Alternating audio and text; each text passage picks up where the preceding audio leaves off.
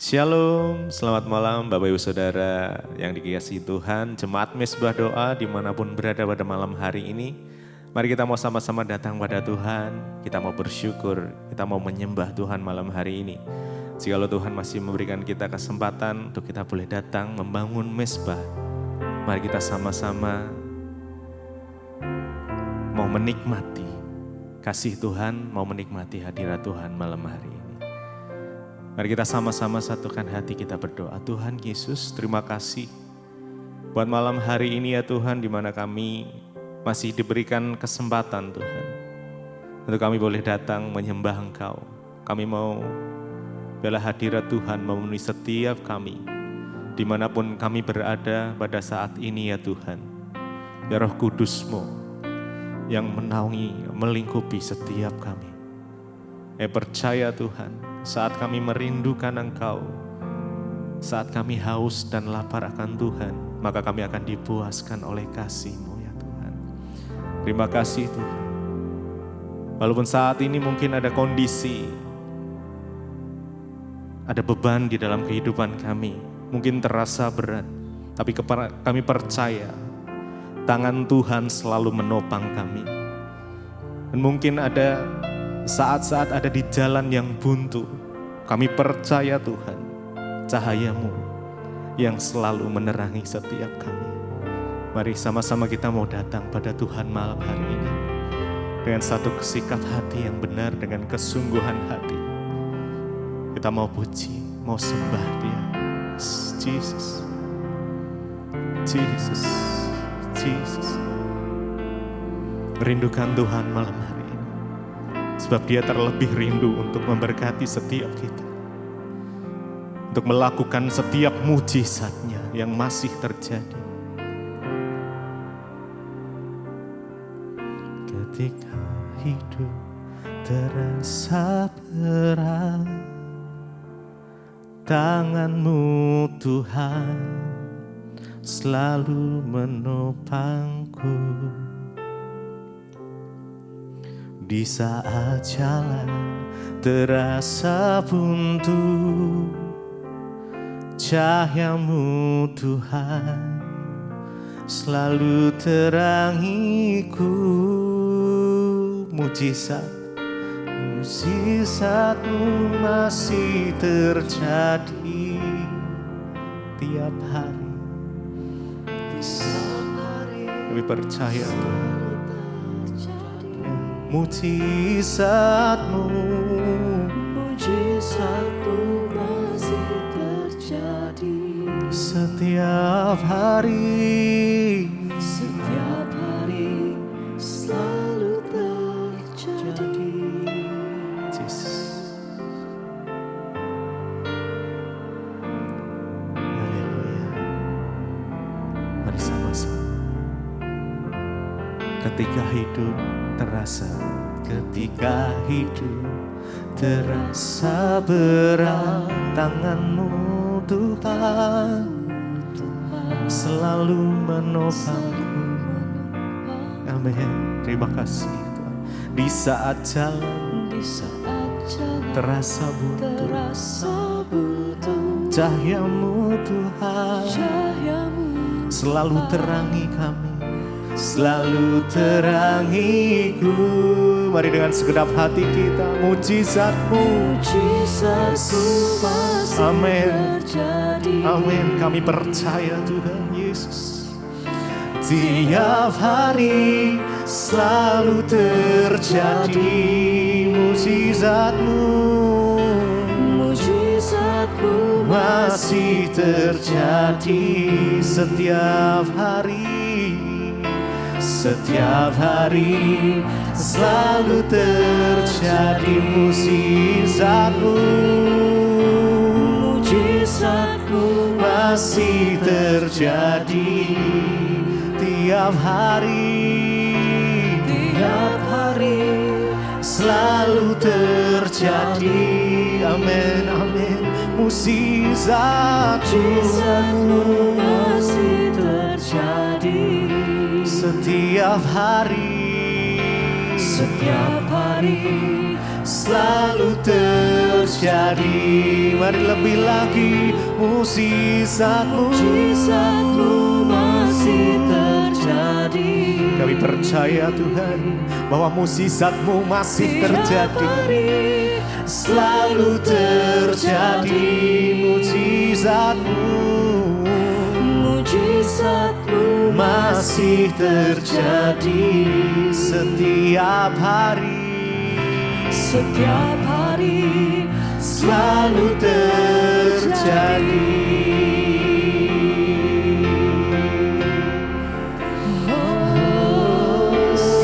Mukjizat-Mu ya Tuhan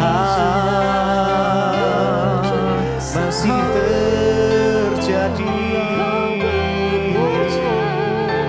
Kami percaya. Mari kau yang membutuhkan mukjizat Tuhan, mari datang padanya saat ini. Ya, mengucap syukur di dalam segala hal, segala kondisi yang ada. Tetap berdoa, tetap bersabar di dalam doa kita. Terima kasih ya Tuhan. Oh, kami percaya bahwa mukjizat-Mu masih terjadi Tuhan. Kami percaya bahwa waktu Tuhan yang terbaik. Terima kasih mukjizat-Mu. Mari datang pada Tuhan dengan kesungguhan hati. Yes. Naikkan pujian ini. Tiap hari selalu terjadi. Amin, amin. Kami percaya Tuhan. Kami pegang janji-Mu. Yes. Setiap hari Kau yang butuh mukjizat, mari lebih lagi mukjizat-Mu masih terjadi. Oh, tiap hari selalu terjadi mukjizat-Mu masih terjadi. Setiap hari selalu terjadi.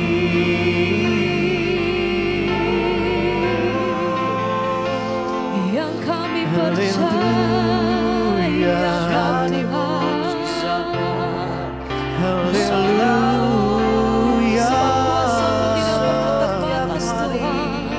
Kau selalu bekerja dalam hidupku.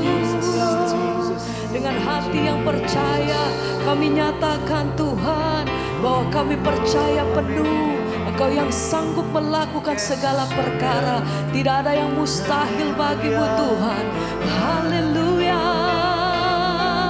Dengan iman sama-sama kami katakan, Yang membelah laut, yang teduhkan badai, ya Tuhan, yang mustahil kami percaya pun penuh di dalam terjadi, nama Tuhan Yesus. karena Engkau sanggup kuasa-Mu melakukan yang segala perkara. tegang Allah yang sanggup melakukan, yang buka jalan bagi Tuhan yang sama, yang melakukan pekerjaan dan mujizat dalam hidup kami. Amin Tuhan.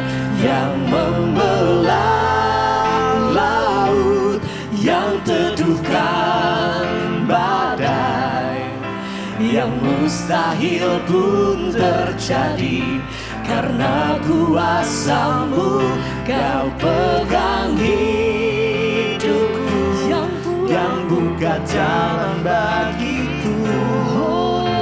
Kau membuat mujizat sejati. Sekali lagi bersama kami katakan, Yang membelah Tuhan, hari ini setiap pernyataan kami malam hari ini, kami menempatkan setiap pengharapan kami hanya di dalam nama-Mu Tuhan. Sebab hati kami percaya penuh, kami punya Tuhan yang besar, kami punya Tuhan yang dahsyat. Engkau sanggup melakukan, yang buka jalan bagiku. amin. Kau membuat mujizat sejati, Yang membelah laut, yang membelah laut, yang teduhkan badai, amin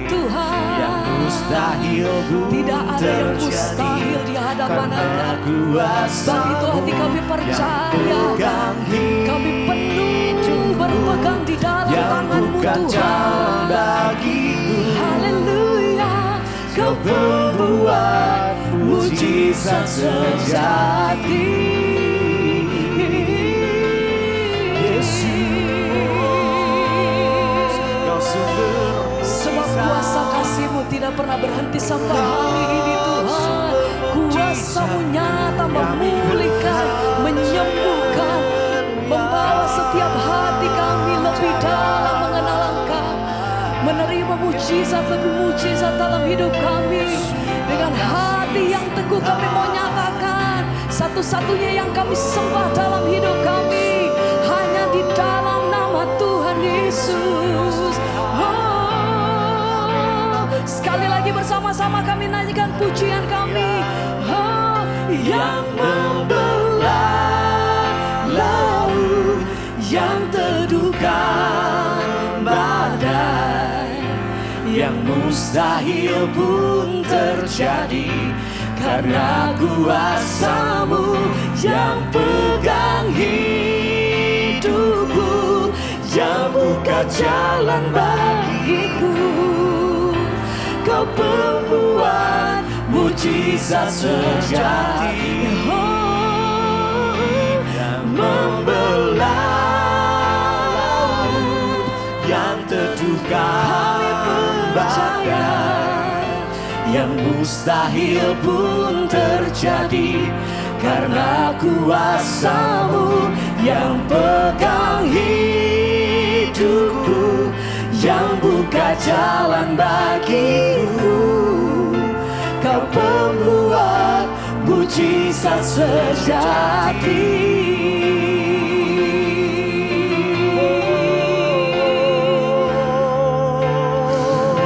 Yesus, Kau sumber mujizat kami Tuhan. Sebab itu kami percaya kepadamu ya Tuhan. Kami menaruh iman kepercayaan kami sepenuhnya kepadamu. Yesus Tuhan, karena kami tahu dan kami percaya bagi-Mu tidak ada yang mustahil ya Tuhan. Bagi-Mu tidak ada yang tidak mungkin ya Tuhan. Sebab itu kami percaya kepadamu Tuhan. Mari umat Tuhan sama-sama kita nyanyikan dan nyatakan iman-Mu kepada Tuhan. Bagi Tuhan, bagi Tuhan tak ada yang mustahil. Bagi Tuhan tak ada yang tak. Bagi-Mu tidak ada yang mustahil ya Tuhan. Oh Jesus, disediakan bagiku. Amin. Ku diangkat dan hidup kami dipulihkan, hidup kami dipenuhi dengan mujizat-Mu ya Tuhan. Kami alami mujizat-Mu malam ini Yesus Tuhan. Bagi Tuhan tak ada yang tak mungkin. Mujizatnya disediakan bagiku. Ku diangkat. Mari terus bangun kepercayaanmu kepada Tuhan. Saudara katakan, bagi Tuhan tak ada yang mustahil. Bagi Tuhan tak ada yang tak mungkin. Dan kami percaya mujizat-Mu tersedia bagi kami semua ya Tuhan. Ku diangkat. Sekali lagi saudara, dengan iman-Mu kepada Tuhan, yang penuh kepada Tuhan. Bagi Tuhan tak ada yang mustahil. Bagi Tuhan tak ada yang tak mungkin. Mujizatnya tersedia bagi kami. Ku disediakan dan dipulihkannya. Engkau memulihkan hidup kami Tuhan. Terima kasih Yesus Tuhan. Iman kami, kepercayaan kami hanya kepadamu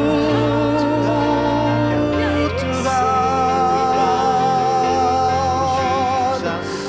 Karena bagi Engkau Allah yang sanggup melakukan segala perkara. Engkau Allah yang sanggup melakukan mujizat-Mu ya Tuhan. Dan Engkau Allah yang luar biasa. Engkau Allah yang dahsyat Tuhan.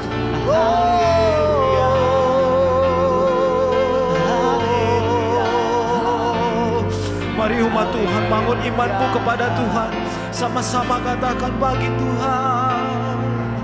Bagi Tuhan tak ada yang mustahil.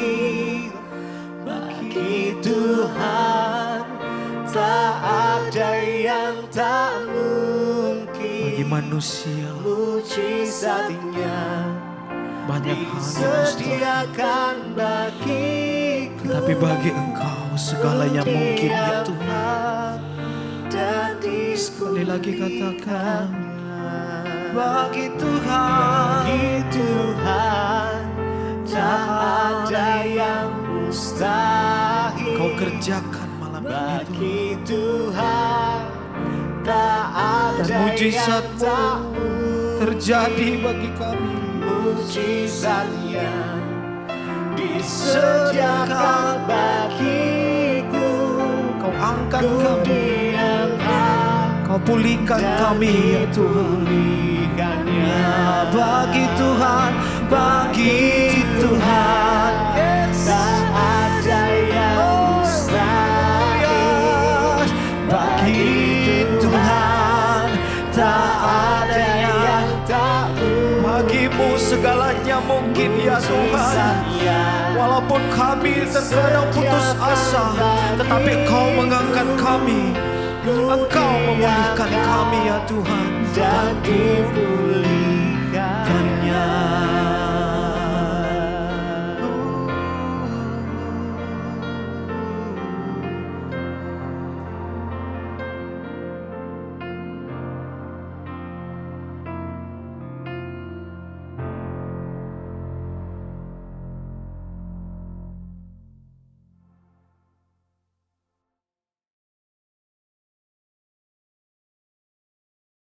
Terima kasih Tuhan. Engkau datang ke dalam dunia, tinggalkan surga yang mulia. Karena Engkau ingin menyertai kami Tuhan. Karena itu malam ini biar iman kami sungguh-sungguh tertuju kepada Tuhan.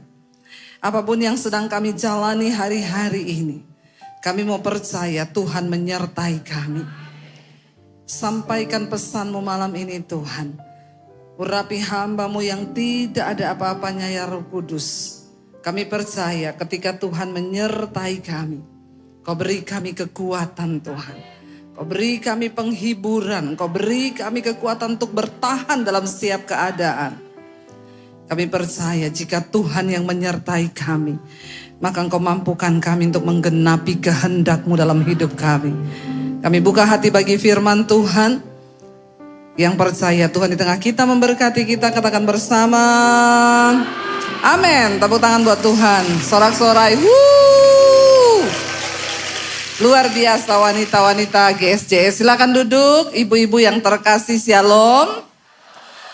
Iya, puji Tuhan, semuanya merah, menyala wanitaku. Tapi saya pakai hijau ya, supaya ada yang mengimbangi ya. Iya, ibu-ibu, tema Natal malam ini adalah Immanuel. Ya, apa artinya Immanuel? Allah beserta kita. Saya itu beberapa hari ini saya khotbah Natal tuh mulai dari bulan November loh. Ya, dari November sudah Natal. khotbah Natal, tapi ada yang berbeda di Natal tahun ini.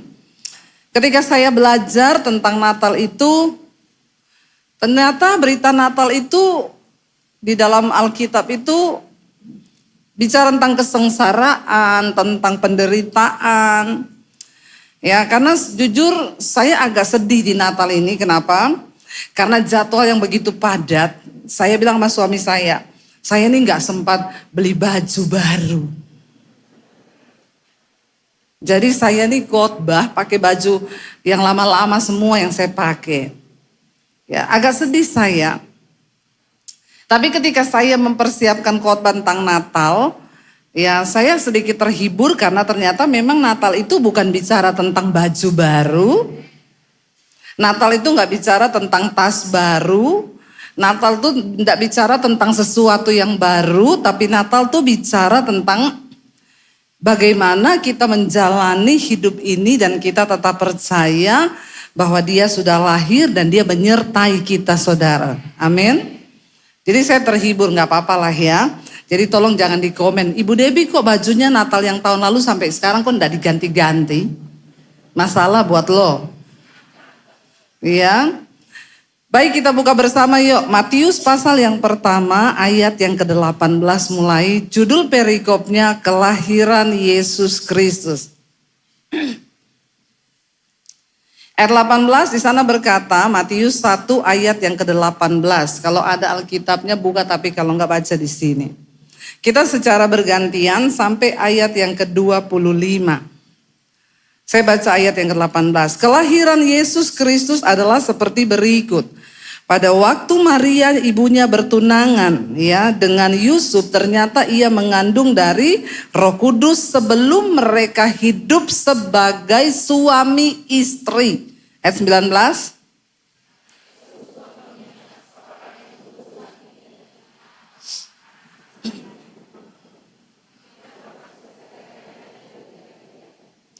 Tetapi ketika ia mempertimbangkan maksud itu, malaikat Tuhan nampak kepadanya dalam mimpi dan berkata, Yusuf anak Daud, janganlah engkau takut mengambil Maria sebagai istrimu, sebab anak yang di dalam kandungannya adalah dari Roh Kudus. 21.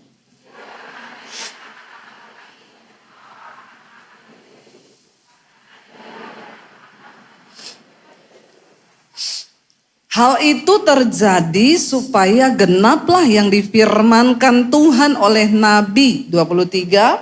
Sesungguhnya anak darah itu akan mengandung dan melahirkan seorang anak laki-laki, dan mereka akan menamakan dia Immanuel, yang berarti Allah menyertai kita. 24. Sesudah bangun dari tidurnya, Yusuf berbuat seperti yang diperintahkan malaikat itu kepadanya. Ia mengambil Maria sebagai istrinya, tetapi tidak bersetubuh dengan dia sampai ia melahirkan anaknya laki-laki, dan Yusuf menamakan dia Yesus.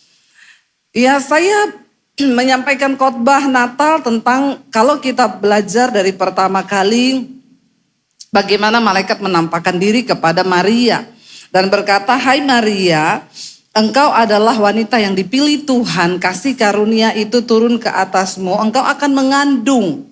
Lalu pada waktu itu Maria berkata begini, bagaimana mungkin itu terjadi karena aku ini belum bersuami.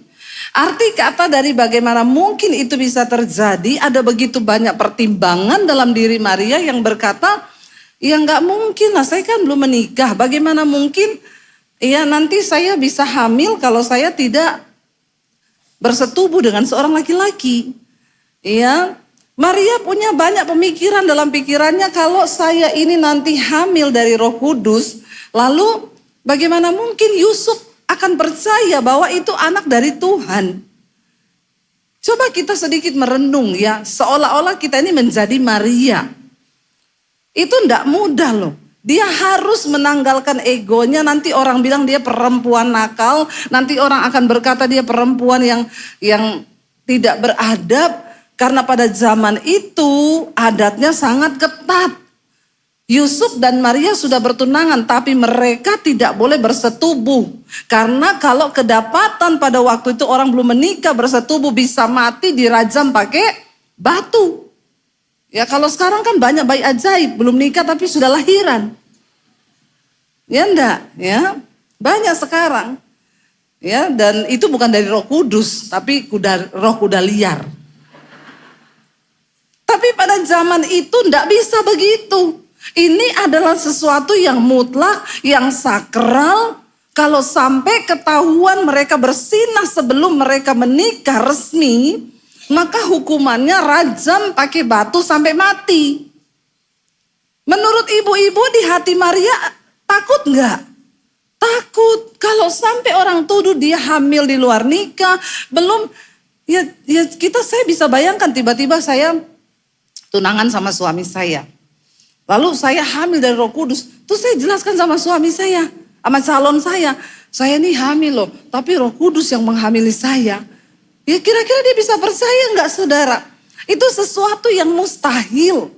Ya hanya orang-orang yang bisa menangkap. Jadi di dalam benak Maria itu banyak sekali pertimbangan, banyak sekali pikiran yang dia bagaimana. Makanya dia bilang bagaimana mungkin hal itu bisa terjadi. Tapi ketika itu malaikat berkata Roh Kudus akan turun ke atasmu dan engkau akan mengandung. Jangan takut hai Maria, itu yang disampaikan oleh malaikat. Jangan takut hai Maria. Lalu dia berkata begini. Karena bagi Allah tidak ada yang mustahil. Dikatakan Maria hanya berkata begini, sesungguhnya aku ini adalah hamba Tuhan. Maka jadilah padaku sesuai dengan perkataan Tuhan. Wanita-wanita kalau kita mau melihat penyertaan Tuhan, mau dipakai Tuhan, maka kita semua harus menjadi wanita yang menjadi hamba Tuhan. Jangan bilang begini, berarti saya harus sekolah Alkitab dong, jadi pendeta dong. Ya untuk menjadi hamba Tuhan, saudara gak usah sekolah Alkitab dulu. Karena hamba Tuhan itu artinya orang yang taat kepada Tuhan. Jadi pendeta itu jabatan, tapi hamba Tuhan itu bicara tentang ketaatan kita kepada Tuhan. Akhirnya Maria mengandung, Alkitab berkata ketika dia mengandung, benar kan? Yusuf curiga. Lah aku belum pernah menyentuh dia, kok tiba-tiba dia hamil. Dan Alkitab dengan jelas berkata tadi, dengan diam-diam Yusuf berniat memutuskan hubungan pertunangan mereka. Pada zaman itu orang kalau sudah tunangan itu sudah dianggap sah secara ikatan pertunangan, tapi belum boleh melakukan hubungan suami istri karena belum menikah resmi. Tapi zaman itu adatnya udah ndak boleh putus, ndak boleh cerai, kecuali alasannya persinahan. Itu yang Musa bilang ya, kecuali alasan persinahan. Tapi dalam konteks itu belum menikah, masih bertunangan. Makanya ketika Yusuf tahu istrinya ini, calon istrinya hamil, dikatakan tadi apa? Dengan diam-diam Yusuf berniat untuk putus hubungan dengan Maria. Tapi kan Tuhan bilang bahwa Tuhan turut bekerja, dia menyertai. Lalu ketika Yusuf lagi tidur memikirkan itu, Tuhan berfirman kepada Yusuf, jangan kamu ceraikan istrimu, jangan kamu putuskan, karena istrimu itu sedang mengandung dari Roh Kudus. Dan ketika akhirnya Yusuf percaya, dia menerima, akhirnya dia nikah dengan Maria. Ya, karena dia tidak mau mempermalukan Maria, dikatakan dia tadinya mau menceraikan diam-diam, tapi tiba-tiba Tuhan datang meneguhkan perkataannya, lalu mereka menikah. Tapi Yusuf tidak meniduri Maria sampai anak itulah lahir. Kira-kira berat nggak orang nikah nggak boleh tidur sama-sama, nggak boleh bersetubuh? Berat nggak? Berat juga. Ada harga lagi yang harus dibayar. Ya, karena orang tuh menikah ya pasti pengennya sama-sama, tidur sama-sama. Ini mereka harus menahan diri lagi. Ya, untuk sebuah kehendak Allah dapat digenapi. Jadi tidak mudah memang menggenapi kehendak Tuhan itu. Lalu kita lihat. Bapak Ibu, ketika Yusuf itu sudah menikah lalu Maria sudah semakin besar perutnya. Kalau saudara baca di dalam Lukas dikatakan Ketika Maria sudah berumur, kandungannya itu sudah tua mau melahirkan, tiba-tiba kaisar menetapkan harus ada sensus penduduk. Jadi Yusuf itu harus pulang kampung. Dia itu adalah keturunan Daud, berasal dari Yudea yang bertempat di Bethlehem, kota Daud. Ketika itu mereka mendengar ada sensus dan harus pulang kampung, mereka sedang berada di Nazaret. Dari Nazaret itu menuju ke Yudea pulang kampung 150 kilometer. Kalau naik mobil zaman sekarang ini jalannya sudah bagus 2,5 jam. Tapi pada zaman itu kalau berjalan kaki, apalagi wanita mengandung 9 bulan, dari Nazaret menuju ke Yudea itu bisa 2,5 sampai 3 hari. Tapi kalau orang hamil mungkin 4 sampai 5 hari. Ada yang sudah pernah pergi ke Nazaret dan ke Bethlehem? Kalau belum ikut Pak Michael nanti. Atau ikut saya tahun depan. Kita pergi ke sana itu biar kita membayangkan peristiwa itu. Saya membayangkan bagaimana Maria dengan perut besar, 9 bulan dia berjalan dari Nazaret menuju ke Bethlehem. Dan itu dalam keadaan dingin di mana padang gurun, padang pasir mereka harus berjalan. Kira-kira kalau ibu-ibu yang jadi Maria, ibu-ibu mau nggak? Ada yang mau? Ibu-ibu yang pernah hamil coba angkat tangan. Ya, rasa 9 bulan hamil disuruh jalan 3 hari sampai 4 hari mau? Makanya namamu bukan Maria. Ya, karena kau Tuhan tahu sudah tidak mau kau. Suruh bayar harga ndak mau. Bapak Ibu, saya pikir Natal itu penderitaan. Lalu akhirnya Yusuf terpaksa harus membawa Maria itu pulang ke kampung. Mereka berasal dari sana, harus disensus di sana. Mereka berjalan dan Alkitab berkata ketika sampai di Bethlehem, tibalah waktunya untuk Maria melahirkan. Saya mau tanya Bapak Ibu, kalau kita itu melakukan kehendak Tuhan, bisa kan Tuhan permudah toh? Bisa kan? Kalau Tuhan menyertai, bisa nggak Tuhan bikin mudah jalannya? Misalnya, ya kenapa sih harus tunggu 9 bulan? Kan Tuhan Maha tahu toh. Dan ini Maria lagi hamil juru selamat, Allah sendiri loh yang turun ke dalam dunia. Kan dia tahu toh, kenapa nggak waktu masih 1 bulan atau masih 2 bulan, tiba-tiba Tuhan menggerakkan hati kaisar untuk bikin sensus. Kenapa ketika sudah 9 bulan? Kita kan sering bertanya seperti itu tuh. Kenapa sih Tuhan harus begini? Kan harusnya begitu. Iya apa iya? Karena kita pikir kalau Tuhan menyertai kita, ya harusnya enggak begitu. Terus kenapa juga Tuhan gak bikin gini? Maria, karena engkau sedang mengandung aku sendiri yang adalah Allah yang akan turun ke bumi. Kau enggak perlu berjalan, tutup matamu, maka kau akan pindah dalam waktu sekejap. Bisa enggak Tuhan bikin begitu? Namanya kan Tuhan menyertai. Kita kan selalu bilang, kalau Tuhan menyertai, maka semua akan dipermudah. Iya Pak ya? Pret. Ya, kita pikir kalau Tuhan beserta kita, Tuhan ada bersama kita, pasti diperlancar. Kita berdoa semua dipermudah, hidup dipermudah. Ya, maka ketika kita berdoa dijawab, luar biasa. Tadi siang Ibu Shirley, ya, Gubernur terpilih Maluku Utara, tadi siang bersaksi kita sama-sama pelayanan Natal.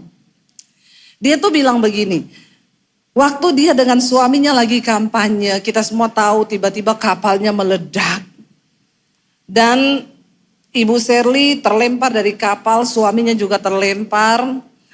Dari kakinya ini, dari paha sampai ke bawah itu luka bakar semuanya, terkelupas. Dia bilang kakinya terasa sakit sekali karena kena air laut, itu air asin, kotor lagi. Jadi dia itu mau mencari suaminya ndak bisa, dia tidak berdaya dengan dirinya sendiri, dia mau berenang mau cari suaminya juga ndak bisa. Dalam keadaan kesakitan dia diangkat, dia cuma sibuk tanya bapak mana. Udah ibu gak usah mikir bapak dulu, bapak lagi dicari. Sampai di rumah sakit, karena itu kota kecil yang lagi mereka kunjungi, tidak ada anti sakit di rumah sakitnya. Ya, nggak ada obat, nggak ada apa-apa di situ. Lalu tiba-tiba dikatakan, Bu, bapak sudah ketemu. Bapak mana? Ada di ruang sebelah. Aku mau lihat ibu, nggak boleh. Tapi muka orang-orang ini semua sudah sedih. Lalu dia bilang, selama ini dia tuh kalau berdoa, suaminya pernah dirawat di rumah sakit, pernah sakit. Apapun yang dia doakan tuh Tuhan dengar. Dan selalu dijawab. Maka dia percaya Tuhan menyertai. Tapi kali itu dia lihat orang mukanya kok ditanyain bapak semuanya diem dan sedih. Dia penasaran.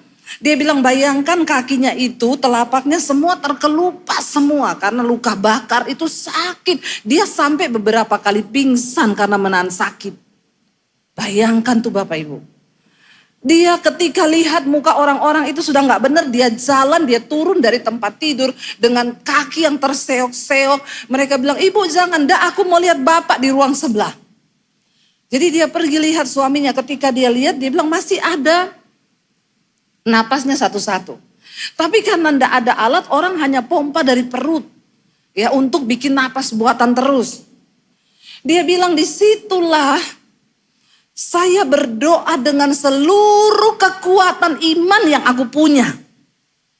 Kita pernah mungkin di saat-saat tertentu kita berdoa dengan seluruh iman yang kita punya. Kita menggedor sorga, kita minta Tuhan bekerja.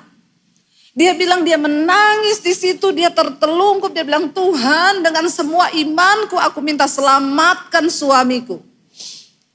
Tapi tiba-tiba suaminya akhirnya tidak ada, meninggal. Dan saat itu dia terpukul sekali, dia bilang seperti dunia itu di depan dia itu gelap gulita. Dia enggak bisa lihat apa-apa, dia enggak bisa mikir apa-apa karena dia tuh enggak tahu bagaimana harus menghidupi anak. Dia enggak tahu caranya bagaimana harus bekerja. Dia sama sekali tidak tahu apa-apa. Dia cuma menangis dan menahan rasa sakit kakinya yang terbakar, menahan rasa sakit hatinya, kehilangan suaminya yang dia bilang memang hanya dalam sekejap. Siapa yang nyangka kalau tragedi itu akan terjadi?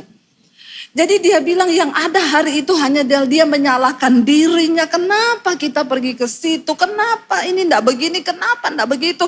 Kenapa enggak begini? Kenapa kita enggak rubah? Kenapa gini? Kenapa saya enggak tolong Bapak? Kenapa waktu itu Bapak di sini? Kenapa saya di situ?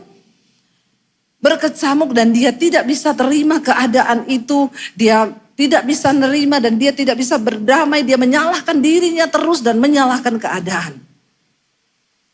Sampai akhirnya datang helikopter untuk bawa, ya dia nggak bisa ngapa-ngapain lagi. Lalu diterbangkan ke Luwuk, dari Luwuk pakai private jet untuk dibawa pulang ke Jakarta. Berhari-hari dia cuma tanya, Tuhan kenapa suamiku mati?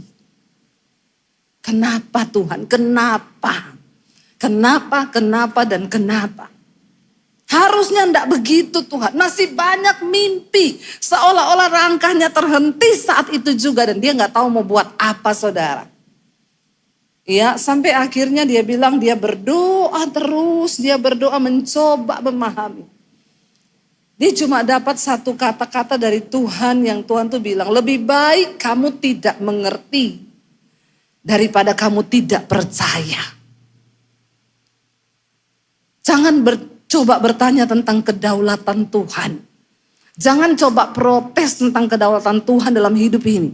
Lebih baik kamu tidak ngerti daripada kamu tidak percaya. Dalam hidup ini tidak semua kita harus mengerti kenapa Tuhan bikin begini. Saya banyak mendengar, Bu, saya punya anak satu-satunya perempuan, Bu. Bayangkan anak ini saya sayang, udah lulus kuliah, lulus cum laude, saudara. Ya, anaknya itu 2 cowok, 1 cewek. Cewek ini disayang. Tiba-tiba selesai kuliah baru di wisuda beberapa hari, anak ini bilang, "Ma, aku mau kerja ya." Ya udah kerja. Dia kos di satu tempat karena dekat dengan tempat kerjanya. Setiap hari mereka video call, kalau hari Sabtu itu berdoa bersama setiap hari. Tiba-tiba berapa hari itu nggak ada kabar, hari Jumat anaknya ini nggak ada kabar, Sabtu biasanya teleponan kok nggak ada kabar. Lalu ibunya telepon bapaknya kos itu, Pak tolong dong liatin anak saya di telepon-telepon kok nggak pernah diangkat. Bu itu lampunya menyala di dalam Bu, tapi kami tidak berani buka ya. Jadi tolong ada keluarga aja, karena kita ketok-ketok juga nggak dibuka. Akhirnya kakaknya datang, dipanggil nggak nyaut, didobrak pintunya, ditemukan udah meninggal di kamar mandi. Saudara lihat betapa syok ibunya. Anak ini baru lulus kuliah yang diharapkan. Dia bilang sama saya, Bu kenapa, Bu kenapa, Bu kenapa, Bu kenapa. Bu Shirley juga bilang suamiku ini orang baik Tuhan. Ya betapa banyak kebaikan yang dia buat, kenapa dia yang mati? Dalam hati saya banyak bapak-bapak selingkuh hidung belang di sana, kenapa enggak mati? Pasti ibu-ibu juga berpikir begitu toh. Ya betul Bu, suamiku itu bukan selingkuh ya. Kenapa bukan dia yang mati?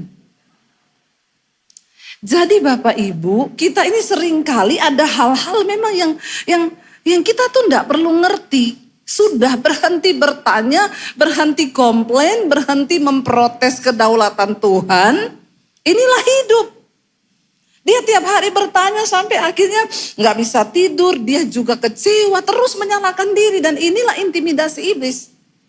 Sampai akhirnya dia bilang satu saat dia bangun pagi-pagi, dia berdoa. Lalu dia merasakan ada satu kekuatan yang turun, tiba-tiba dia berbahasa roh, tidak bisa kendalikan. Lalu dia mendengar di situ ada suara yang berkata, ini takdir yang harus kamu terima. Dan ini adalah keputusan Tuhan. Karena ingat kau hidup bukan untuk bahagia, tapi kau hidup untuk melakukan kehendakku. Tapi kita kan seringkali mau hidup untuk bahagia. Kita pengen semua anak kita baik, kita pengen keadaan kita baik, kita pengen ini baik. Lalu kalau ada sesuatu yang tidak baik kita protes sama Tuhan. Kenapa? Kita berdoa. Karena kita orang Kristen ini sudah terlalu banyak dicekoi bahwa kalau ikut Tuhan tuh harus enak. Kalau enggak enak itu salah kau. Ya siapa bilang begitu? Yesus bilang kalau kau mau jadi muridku, pikul salibmu, sangkal dirimu dan ikut aku. Menyangkal diri ini artinya kita letakkan semua hak kita. Kita letakkan semua keinginan kita. Sebab hidup mengikut Tuhan itu bukan soal mengikuti semua yang kita mau. Tapi kita harus ikuti apa yang Tuhan mau. Amin. Kenapa engkau percaya kepada Yesus? Karena engkau tidak meragukan eksistensinya sebagai Tuhan. Saya percaya, saya ikut Yesus kenapa? Melalui proses pergumulan. Karena saya percaya Yesus itu Tuhan. Itu tidak bisa diragukan. Kita nggak perlu bertanya lagi tentang eksistensi Tuhan. Tapi waktu kita sudah masuk lebih dalam ikut Tuhan, kita mulai diproses. Disitulah seringkali iblis mempertanyakan, bagaimana kau menyembah Tuhan? Dan di situ ujian tentang bagaimana engkau memahami karakter ilahi Tuhan. Makanya kita harus mengenal siapa Tuhan itu. Supaya kita tahu, dia Tuhan yang, lalu kita mungkin bertanya, iblis bilang, katanya Tuhanmu baik, katanya Tuhan menyertai kamu. Kalau Tuhan menyertai kamu, kenapa dia buat semuanya begini? Akhirnya saudara, ketua dari tim suksesnya Ibu Shirley berkata, Bu, gak ada yang bisa lanjutkan perjuangan Bapak, kecuali Ibu yang maju. Dalam keadaan kalut, dia bilang, gak, aku tuh gak pernah ikut-ikutan politik. Saya gak mau, saya perempuan. Minoritas lagi di sana. Ya, bagaimana mungkin itu semua terjadi? Seperti Maria bilang, bagaimana mungkin hal itu bisa terjadi? Tapi mereka bilang tidak ada orang lain Bu. Dia cuma bilang aku akan tanya sama anak-anakku. Kalau anak-anakku setuju, ya udah ya. Lalu akhirnya dia berdoa dan anak-anaknya semua setuju. Iya Bu, Ibu lanjutkan kerinduan Bapak untuk bisa menjadi berkat bagi kota di Maluku Utara. Lalu akhirnya ketika maju untuk debat itu juga pun tidak gampang loh. Dia bilang saya ini tidak ngerti apa-apa. Tapi waktu mau debat saya cuma doa puasa terus saya minta sama Tuhan beri saya hikmat.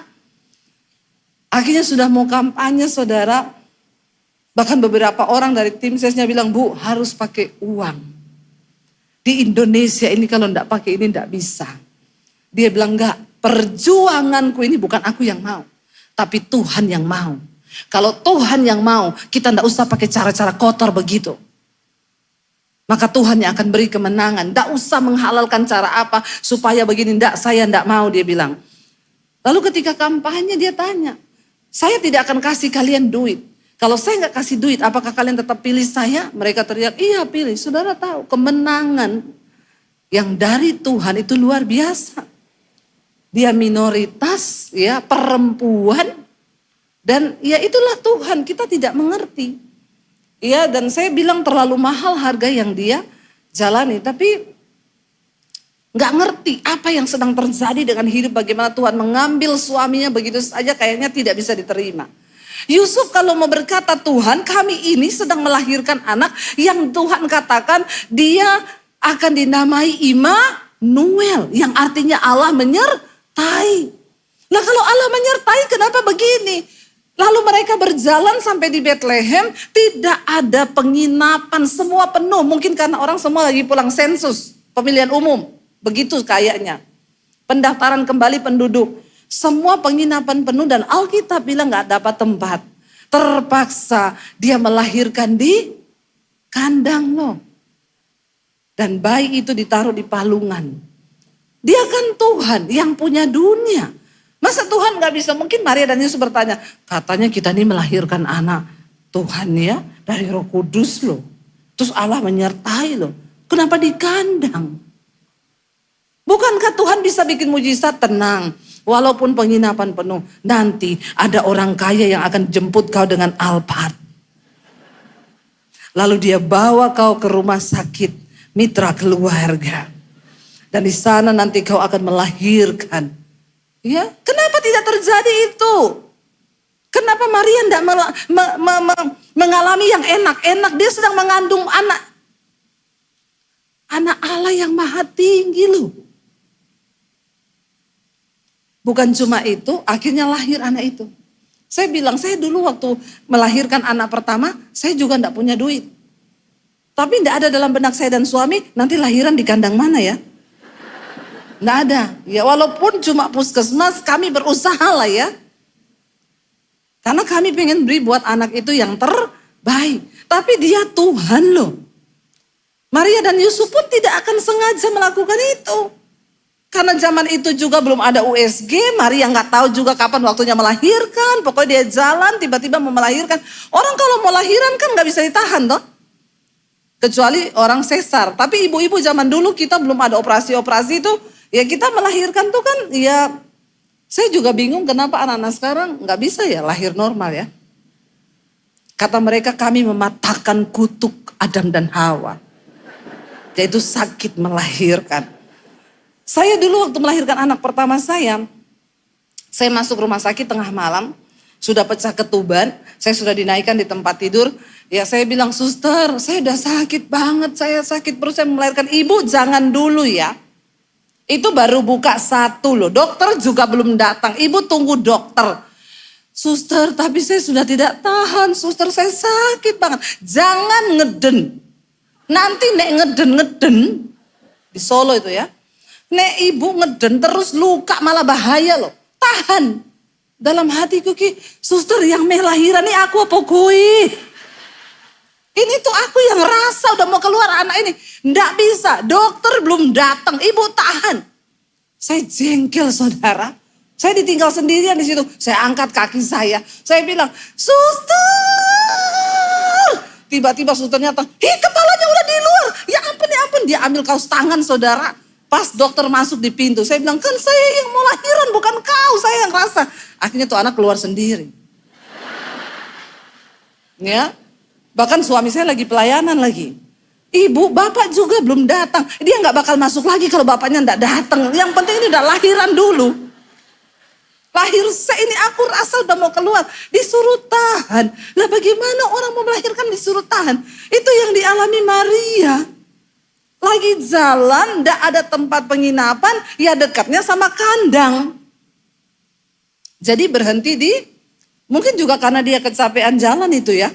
Dari Nazaret ke Yudea, jauh loh. Ya, makanya saya bingung kalau anak sekarang tuh bilang, kok kita enggak bisa ya Bu sekarang lahiran normal ya. Harus sesar tuh kenapa ya? Saya bilang karena kamu pilih tanggal cantik, 12. Ya, hari-hari gini tuh. Jadi saudara ketika itu ya sudah akhirnya melahirkan di situ, di kandang loh. Kenapa enggak enak? Tuhan menyertai di mana? Bukan cuma itu, ketika anak itu sudah lahir, coba kita lihat Matius ya. Matius pasal yang kedua, lalu orang-orang Majus datang melihat bintang, mereka lihat, Yesus sudah lahir. Matius pasal yang kedua ayat 13 sampai ayat 15. Di sana dikatakan begini ayat 13, setelah apa? Ya, Matius 2 ayat 13 ya. Setelah orang-orang Majus itu berangkat, nampaklah malaikat Tuhan kepada Yusuf dalam mimpi dan berkata, bangunlah, ambillah anak itu serta ibunya, larilah ke Mesir dan tinggallah di sana sampai aku berfirman kepadamu. Karena Herodes akan mencari anak itu untuk membunuh dia. Maka Yusuf pun bangun, diambillah anak itu serta ibunya, kapan? Malam itu juga lalu menyingkir ke Mesir dan tinggal di sana hingga Herodes mati. Hal itu terjadi supaya genaplah firmankan Tuhan oleh Nabi, dari Mesir kupanggil anakku. Bapak Ibu, dia pergi dari sana ke Mesir naik kereta Wus, naik mobil, naik taksi, naik Grab, no, jalan kaki. Tengah malam gotong-gotong anak bayi yang adalah Tuhan, Raja Sang Allah Maha Tinggi. Saya juga berpikir Tuhan tuh ngapain sih kurang kerjaan bikin orang susah. Seringkali kita berpikir gitu, aku nih ikut Tuhan kok hidupku susah. Kok aku gak pernah ngalami yang seneng, kenapa Tuhan tuh kayaknya membawa aku dalam malapetaka, dalam bencana, dalam ini. Seringkali kita punya pikiran yang seperti itu kepada Tuhan. Kita berpikir kenapa Tuhan gak bikin begini aja. Kalau saya jadi Maria, Tuhan kenapa kau berfirman suruh tengah malam angkat anak itu bawa lari. Ini kita jalan kaki di Mesir dingin, di sana tuh kalau lagi musim dingin. Kenapa Tuhan gak berfirman gini, Yusuf memang Herodes akan membunuh anak itu. Tapi kamu gak usah lari. Karena malam ini Herodes akan kena serangan jantung. Itu kan lebih enak toh, bener gak? Jadi kamu gak usah lari-lari. Bukankah itu juga yang kita mau? Seringkali ibu-ibu begitu, aku nih udah capek Bu berdoa buat suamiku.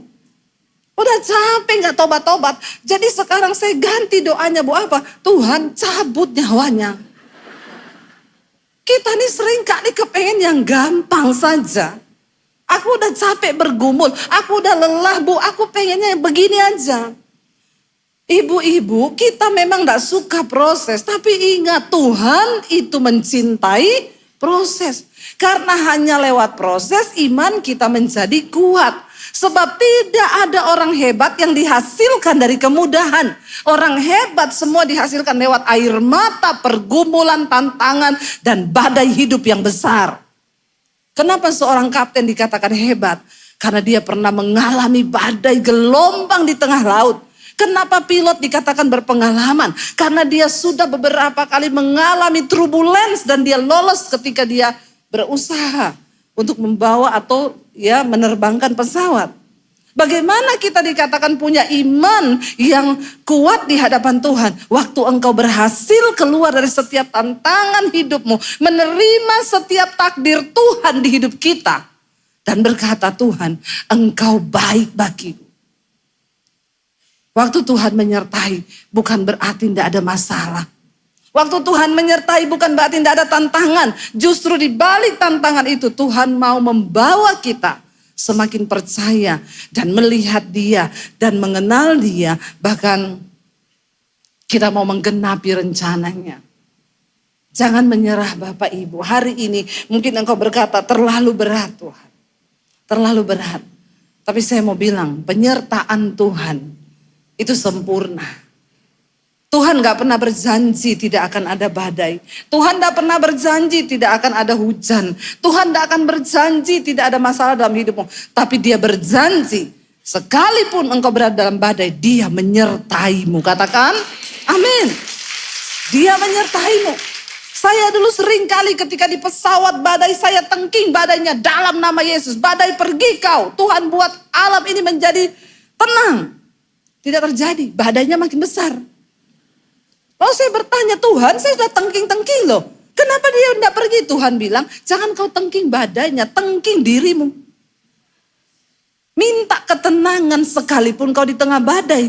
Dan ketenangan itu kau bisa dapat waktu kau percaya bahwa Tuhan menyertai. Makanya Alkitab berkata, berbahagialah orang yang bertahan dalam pencobaan. Untuk bisa bertahan dalam pencobaan pun, Alkitab bilang kita ini sudah bahagia loh. Belum keluar dari pencobaan, masih bertahan. Karena untuk bisa bertahan pun, kita butuh kasih karunia Tuhan. Dan satu hal yang bisa membuat kita kuat, waktu kita percaya Tuhan menyertai. Terakhir Bapak Ibu, kita baca di sini Matius, apa yang Yesus katakan. Waktu Yesus sudah mati, Dia bukan Allah yang pelin-pelan. Dia bukan Tuhan yang berubah-ubah firman-Nya. Waktu Dia mati, Dia bangkit saudara. Dia berkata, Matius 28 ayat yang ke-16. Ya, ayat yang ke-16 berkata di sana sampai 20. Matius 28 ayat 16. Ke-11 murid itu berangkat, saya undang para imam musik boleh maju. Ke-11 murid itu berangkat ke Galilea, ke bukit yang telah ditunjukkan Yesus kepada mereka waktu Yesus bangkit. Ketika mereka melihat Dia, mereka menyembahnya. Tetapi beberapa orang ragu-ragu apakah itu benar-benar Yesus. Ya, Yesus mendekati mereka dan berkata, kepadaku telah diberikan segala kuasa di sorga dan di bumi. Karena itu, apa? Pergilah, jadikanlah semua bangsa muridku. Dan baptislah mereka dalam nama Bapa dan Anak dan Roh Kudus. Dan ajarlah mereka melakukan segala sesuatu yang telah kuperintahkan kepadamu. Dan ketahuilah apa? Aku menyertai kamu sampai kepada akhir zaman. Pesannya tetap sama. Sebelum Dia lahir, nubuatan itu berkata, Dia akan melahirkan seorang anak. Engkau harus menamai dia Immanuel, yang berarti Allah beserta kita. Ketika Yesus mati, Dia bangkit. Sebelum Dia naik ke surga, Dia berkata kepada murid-muridnya, pergi. Kenapa Tuhan izinkan engkau mengalami masalah?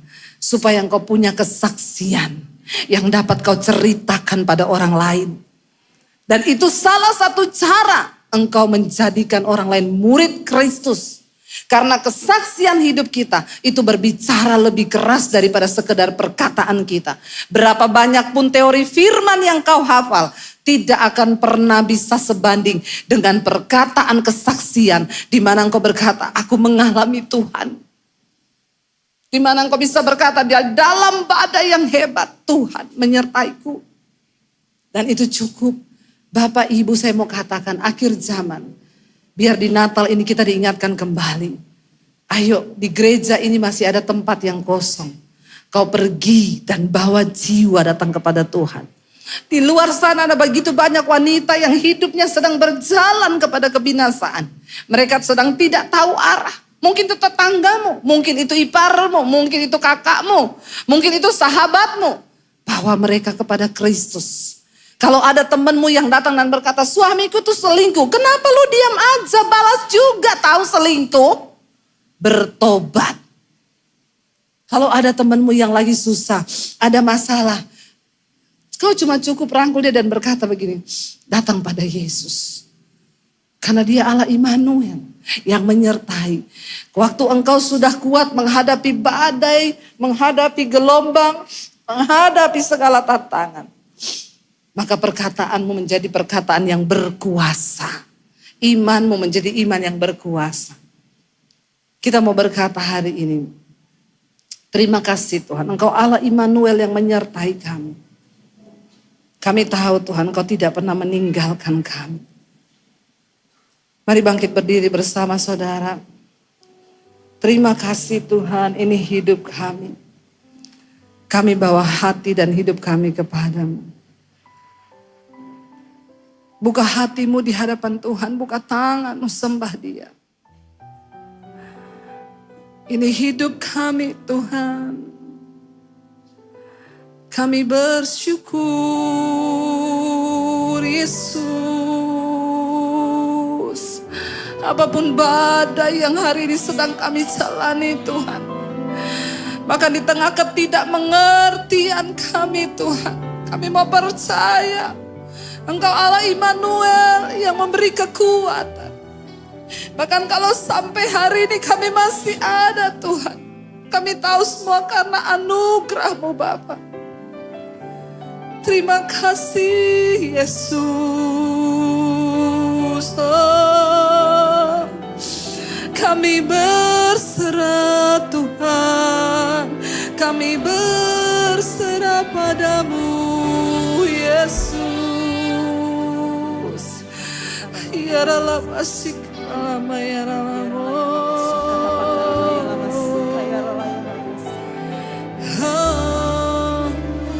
Terima kasih, sembah Dia saudara, sembah Tuhan.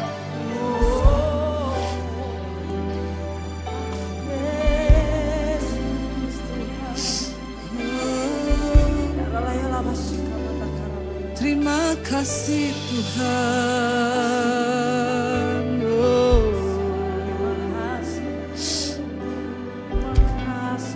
Katakan pujian tadi, Immanuel, Immanuel, Engkau beserta kami.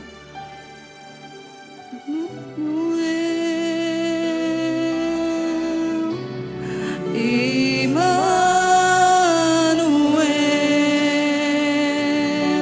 namanya disebut.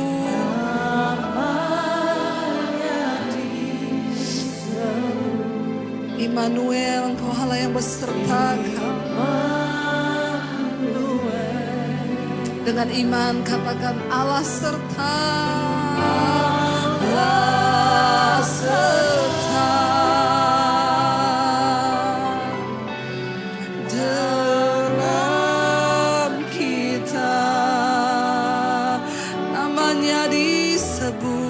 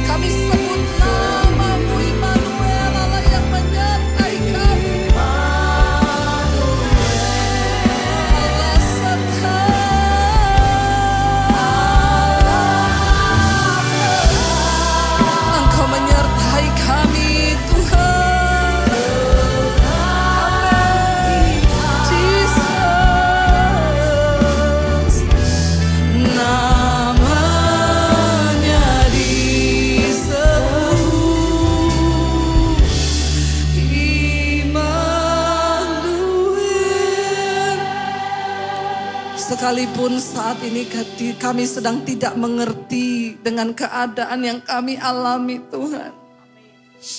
Namun kami mau tetap percaya. Sebab hidup ini bukan soal keinginan kami. Tapi kami harus menghidupi keinginan Tuhan di hidup kami. Kami tidak akan bertanya lagi tentang kedaulatan Tuhan dalam hidup kami. Hari ini bagianmu adalah percaya, saudara, bahwa di tengah badai itu Tuhan menyertai. Bahkan apapun rancangan di hidup kita itu yang Tuhan rancangkan adalah kebaikan. Sekalipun mungkin kita tidak bisa terima dengan akal pikiran kita, tapi Dia menyertai hidupmu. Dia menyertai anak-anak kita. Dia menyertai rumah tangga kita. Dia menyertai keluarga kita. Bahkan Dia menyertai bangsa kita. Kami bersyukur buat Natal tahun ini Tuhan. Di penghujung 2024 ini, biar kami makin banyak merenungkan hidup kami. Terima kasih Tuhan buat anugerah-Mu yang besar di hidup kami. Ajar kami hidup bagi kepentingan Tuhan hari-hari ini. Ajar kami hidup bagi kepentingan kerajaan-Mu, Bapa. Ini hidup kami Tuhan, ini hidup kami Bapa, kami bawa kepada-Mu. Ini hidup kami Tuhan. Yes Lord Jesus. Lebih lagi katakan Immanuel, Immanuel. Terimalah berkat dari Allah Bapa, cinta kasih dari Tuhan Yesus Kristus, penyertaan Allah Roh Kudus yang akan memenuhi hati dan hidupmu mulai hari ini, bahkan sampai kali yang kedua Tuhan Yesus datang menjemput kita. Namamu tercatat di dalam kitab kehidupan. Di dalam nama Tuhan Yesus yang percaya diberkati Tuhan, katakan bersama amin, amin, amin. Kau yang pegang tanganku, Kau yang sentuh hatiku, selamanya ku cinta Kau Yesus, selamanya ku menyembah-Mu. Kau yang pegang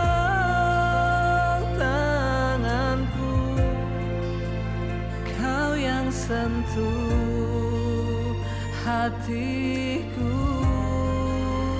selamanya ku cinta Kau Yesus.